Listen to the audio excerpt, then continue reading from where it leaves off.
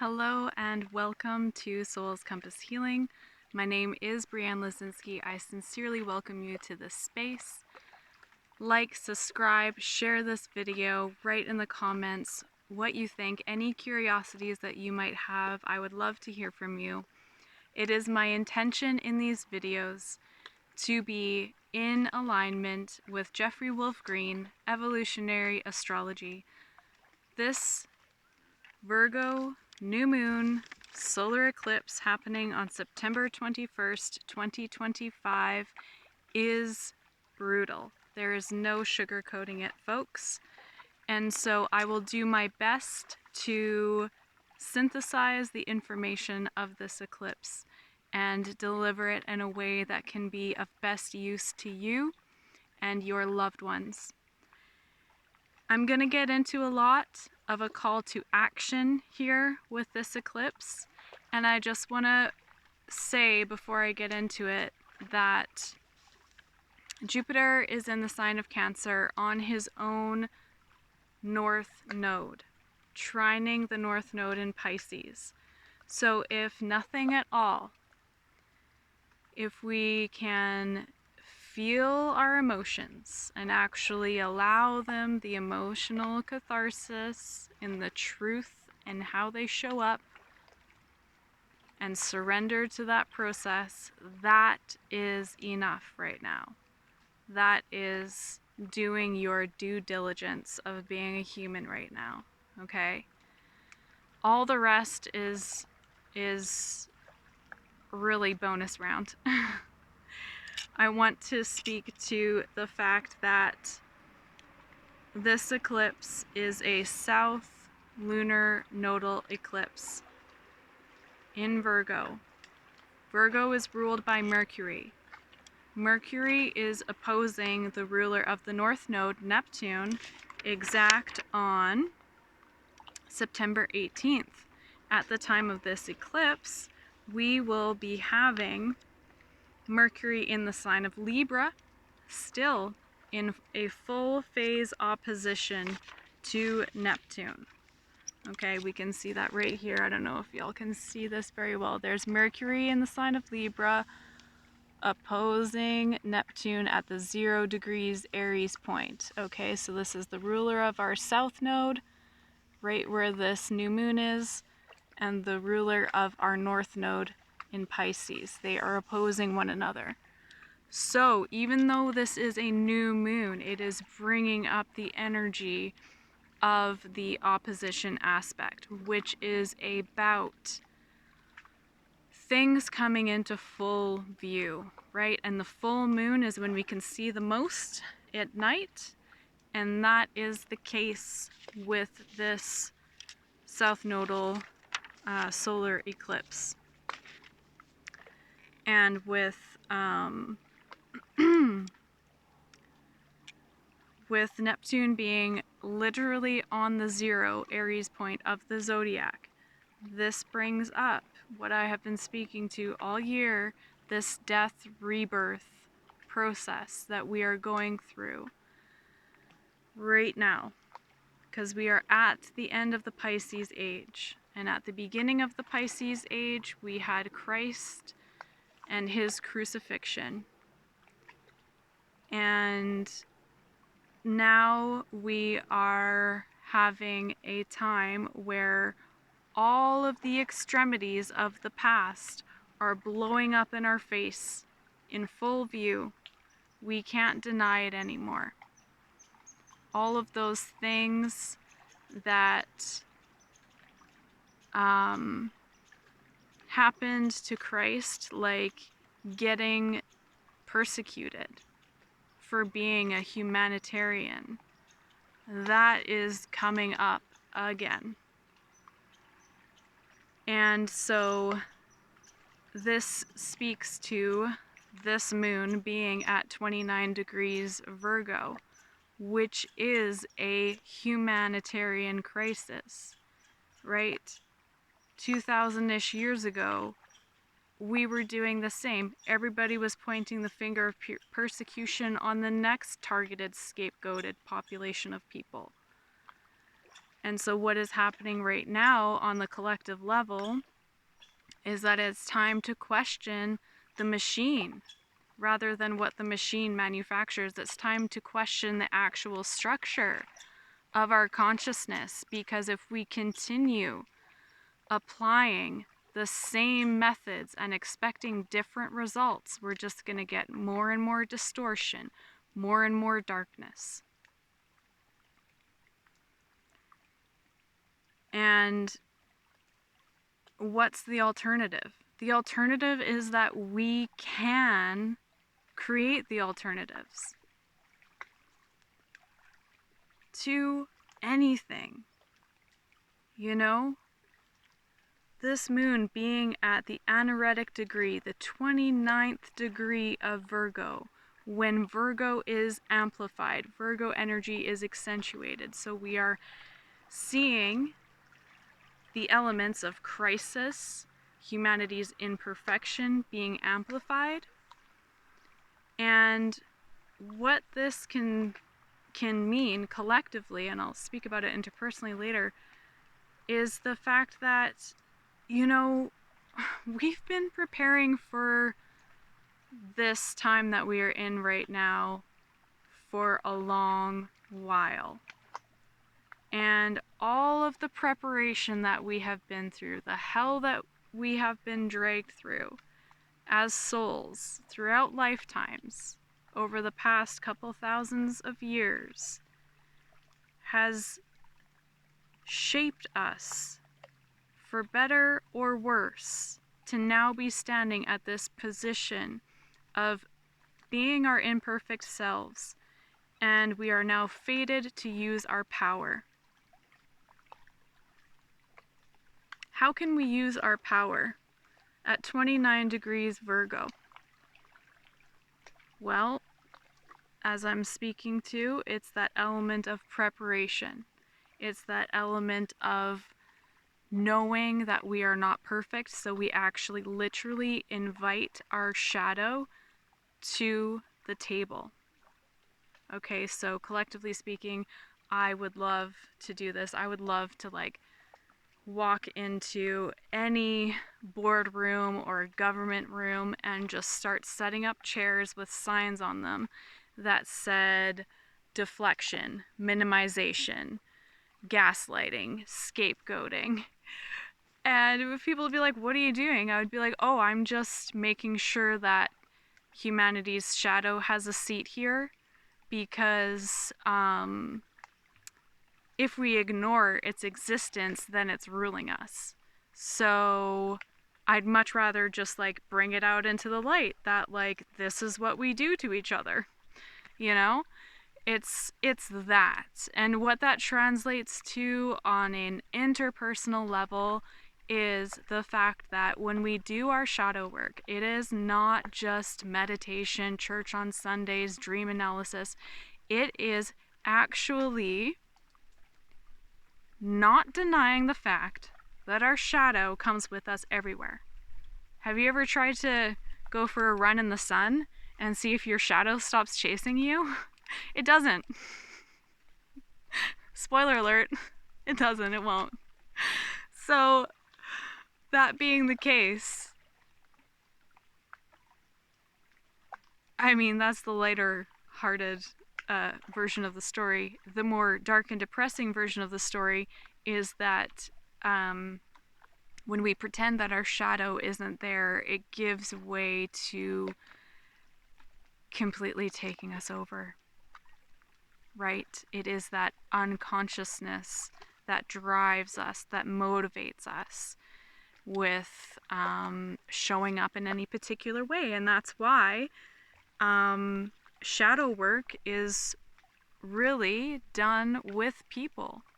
That is where the rubber meets the road, my friends, is when we are relating with each other. And 29 degrees Virgo on the South Node, because South Node represents the past, it represents the shadow, because it represents that which we have redundantly done and therefore become familiar with.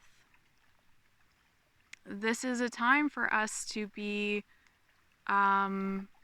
knowing that our service to humanity right now is by doing our shadow work in how we show up with one another, not denying its existence, taking accountability for it. Because coming back to Neptune and Saturn being on the 0 point of the zodiac, Jesus Christ did not suffer and torture on the cross in order for us to have a get out of jail free card for eternity. You know, this whole notion that like, oh, Jesus died for our sins, so I'm just gonna sin and sin and sin and sin and sin. It's like, that's what humanity has more or less been operating unconsciously with. And this eclipse is going to bring that to the forefront, where we are fated to reckon with that. For better or worse, for better or worse. So,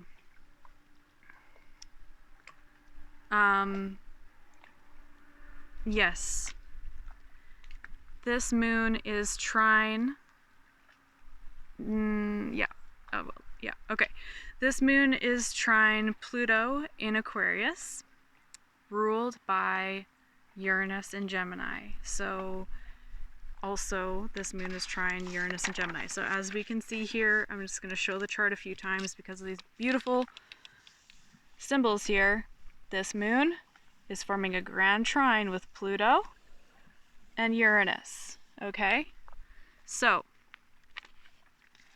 what this speaks to is the fact that we are heading into an even more unprecedented mental health crisis, folks. Why? Because it is alarming us to the uncomfortable and liberating reality that we have been denying. So what do I mean by this? Well, I got this information off of Instagram, so I really do hope that it's true. But apparently, Spitzer, the man who created the Diagnostic Statistical Manual, which acts as the bedrock for diagnosis in how people access mental health services in the mental health industry, apparently he said this in the 90s. In the 90s. What happened is that we made estimates of the prevalence of mental disorders totally descriptively, without considering that many conditions might be normal reactions, which are not really disorders. That's the problem, because we were not looking at the context in which those conditions developed. End quote. That is what I have always thought about the DSM. And it still is a very oppressive, pathologizing humanity incorrectly manual that is used in the mental health service field. Because we all know how great our mental health services are.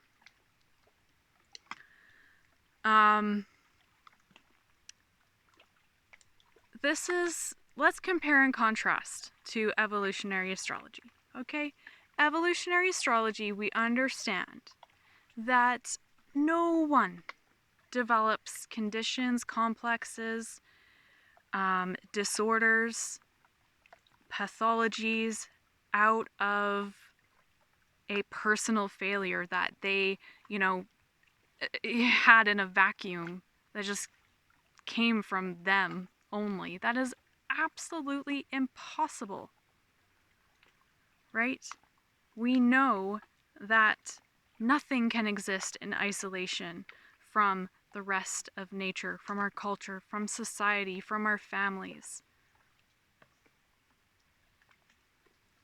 And so the power of evolutionary astrology is that we have this map to see the more than meets the eye. The equivalent would be like taking your car that goes squeak, squeak, thud, thud into the mechanic, and him being like, yeah, your car goes squeak, squeak, thud, thud. And you're like, yeah, I know.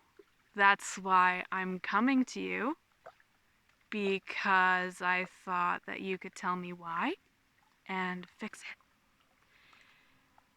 We don't expect that kind of service from a car mechanic, yet that is 9 times out of 10 what we get from the mental health service field. Okay?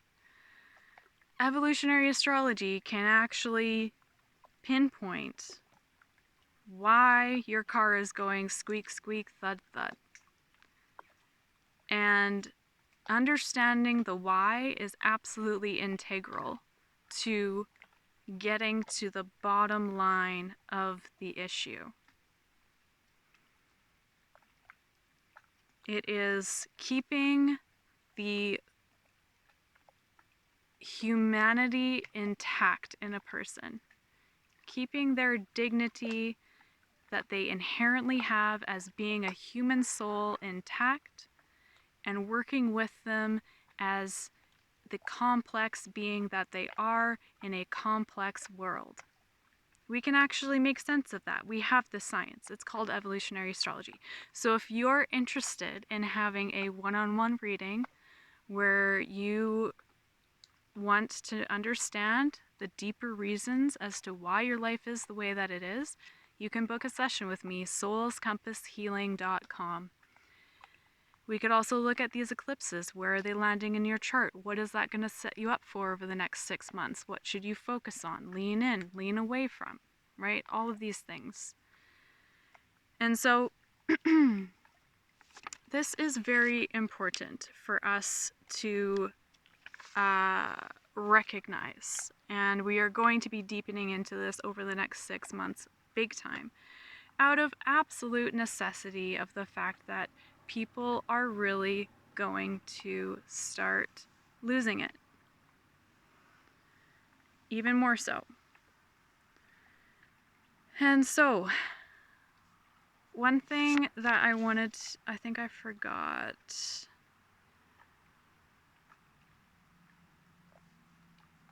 Whatever, it doesn't matter. It's all the details. Virgo loves details though. Okay, I'll say it.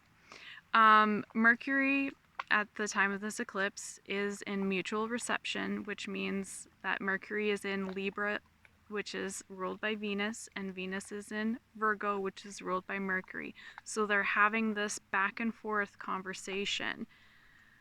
And what this really points to is don't beat yourself up for not having a balanced life, because this isn't where we are right now in society. What I'm getting at with this mental health crisis coming up, it is not a personal problem, right? This is a collective problem. And it also does carry some personal responsibility, which is that shadow work that I was talking about, right? And you know, it's about finding that fine balance between recognizing our imperfect selves and also not self-berating, right? Finding that fine line, which is about self-acceptance, so that we can go forth and forge meaningful relationships with people that are going to be in service to our soul. Not everyone is called to serve the collective, I understand that. But we all have a path that we can lead our lives out that is in service to our soul. And that does, in some mystical way, come back to being in service to the collective. So the more that we can understand our own birth chart, the more we can understand which direction to lean into. That's why this stuff is so valuable. Something else that I want to mention is the fact that we have 2 Yods in this eclipse chart. Okay, so I'm going to start by just pointing them out to you, because It's an incredible visual. So here we have Mars at the 29th degree of Libra. I know it's backwards. In conjunct Uranus, and also in conjunct Neptune at the 0 degrees point of the zodiac. And as you can see here, Neptune and Saturn at the 0 degrees point in the zodiac, which is what I've been yapping about all year, is exactly sextile Pluto and Uranus. And we have this amazing yod happening. Boom. Mars at the apex.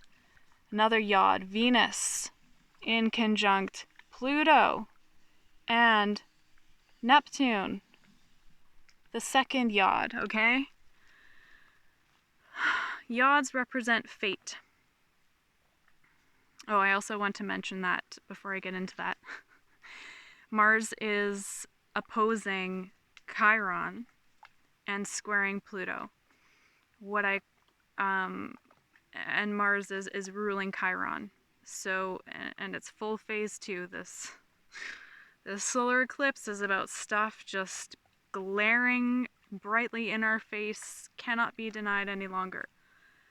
If we have anger, rage come up, that is good. That is integral for us in our healing process, because that helps us to identify the wound in order to heal it. If we have certain situations in our life that oppress us as a person in this sort of, whether it's people pleasing or, self-sacrifice, or, losing our will to live because the world is so dark, all of these things will just be the wound that continually festers and gets worse if we continuously turn a blind eye to the frustrations and anger that it can bring up. Again, coming back to this Jupiter in Cancer, to actually feel what is going on is going to give us major clues as to how we can move forward in our healing. So Mars at the apex of a yod with Uranus and Neptune and Saturn. Okay. Or just Uranus and Neptune, rather, sorry. It is fated that as we go through the crisis of this structural breakdown, we are more or less forced to make choices based on discernment of what actions are actually just. Like, what is justice really? And how do we act in ways that are just? Well, we are most likely humbled into a rediscovery of our innate ingenuity. And that can be a form of justice, as harsh as it is. It's like, yeah, stuff happens that brings us to our knees, and it's in those moments where we are just like, like shaking our fists at God and just being like, why? That is when we can rediscover our innate ingenuity. Because yes, the world is fucked up, and we can very well be experiencing creative blocks. Why? Again, because the structure of our consciousness is getting a reset right now, right? So this is the time to reroute our creative processes, right? If we used to do things A, B equals C, now let's try F plus P equals Z, like switching up the creative process to see what actually will land now. And by doing this, we must first meet ourselves as a creator of sorts. We, each and every one of us, we are all co-creating our reality to a certain degree, whether we're conscious of it or not. And this is Mars square Pluto. Will you see the power that you hold by the very nature of you having a human soul? Will you see the power in the trees, in the rocks, in the clouds, in our brothers and sisters, right? Everything holds power and everything is interconnected, for better or worse. So the analogy that I'd like to give here is like when our computer is updating. That's typically when we walk away from our computers, right? It's like, oh, well, that's boring. I can't do anything on it right now, so just gonna walk away. And in this moment, it is so important for us to be paying attention to this update. Paying attention to what are we releasing, the ways that we have done things in the past, the ways that we have taken action in the past.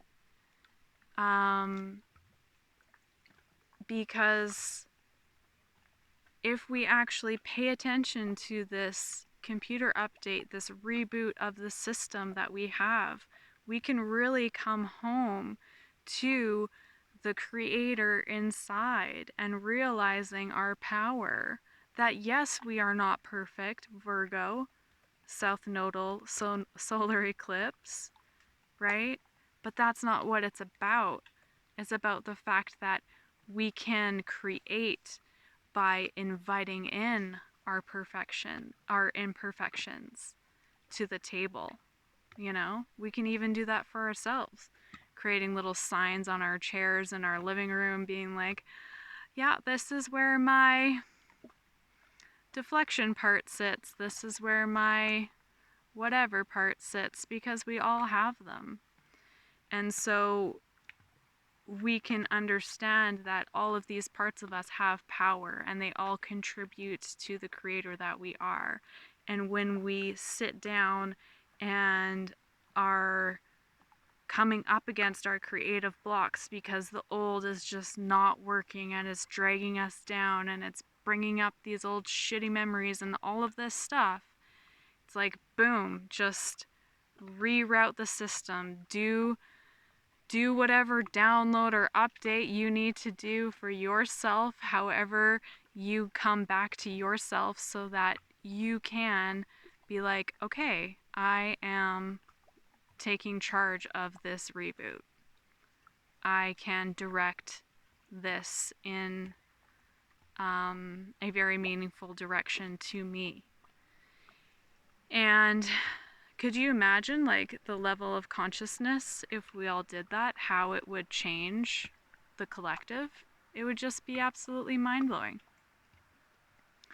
So the other yod that I'm going to speak to, with Venus in Virgo at the apex in conjunct Neptune and Pluto, this is where I want to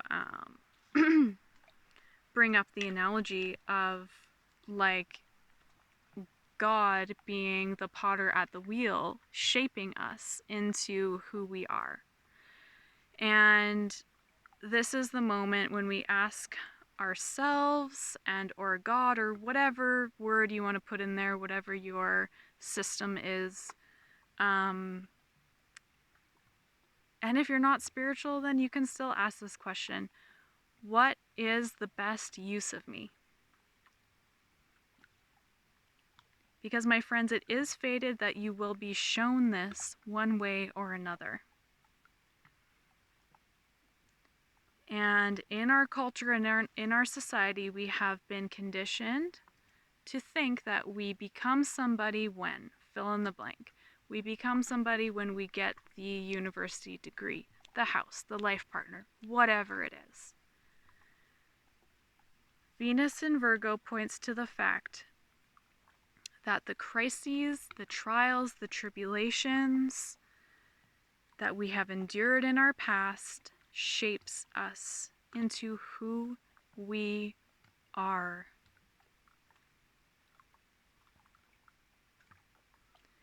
And it is in those humble times that we are forged by our lived experience that makes us stand out in ways that it becomes so obvious, as if it's a no-brainer, what the best use of us is. Again, we are applying our medicine to the collective if we are feeling called, but this is also about applying medicine to ourselves, right? Releasing the, like the potter at the wheel analogy, all of the clay that falls off during that process of that thing being shaped will be discarded, right? Recycled, returned to the earth for compost. And it's like, that is a necessary step for us all to be in highest service of ourselves. And when we are in highest service of ourselves, that ripples out and reverberates to the collective. And so, I recommend bearing your instinctual self in how you show up in the world, even if it means getting tomatoes thrown at you. Because if you're in it, if you're here with a human heart and a desire to be attentive to your own human heart and a desire to serve humanity, you're gonna get tomatoes. That's the world we live in. And so at the end of this video, I'm gonna bring it full circle back to where I started. You know, Jesus Christ, the symbol of the Pisces age, he was persecuted and tortured. He got more than just tomatoes thrown at him because he held the heart of humanity. He was the humanitarian. And so, my friends, those who are holding on to their hearts of humanity in all of their imperfection, thank you. Thank you. Let us continue to hold on to our hearts, take care of ourselves, take care of each other, because these are really, really dark times in which each and every one of us is being called up upon in our own individual and unique ways to recognize our humanity where it has become trampled on in the past, right? And processing that hurt, and where it has led us to the beautiful, gifted beings that we are, that we can now give back to humanity, because we are all in this together, right? That's what the heart of a humanitarian is. Not racing to the finish line. Virgo doesn't race to the finish line. Virgo looks around and looks back and says, okay, there's fallen soldiers back there, and I'm concerned about them, and what are we going to do about them? You know? That is the heart that is reawakening through the brutal and dark times that this solar eclipse is going to be bringing up upon us.